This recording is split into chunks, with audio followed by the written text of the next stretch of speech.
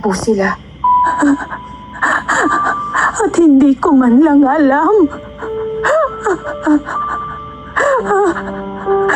Anong klaseng anak ako?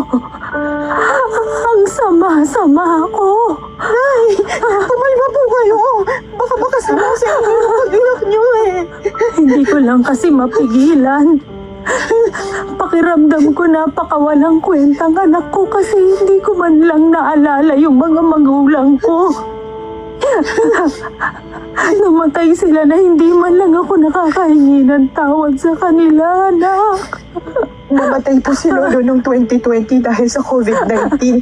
Si Lola naman po noong 2022 dahil sa ovarian cancer. Ayaw niya na rin magpagamot kasi nung matanda na sila. Pero bago sila nawala, hinahanap nila kayo pareho, Nay. Miss na po nila yung kaisa-isa nilang anak. Miss na miss ko na rin sila.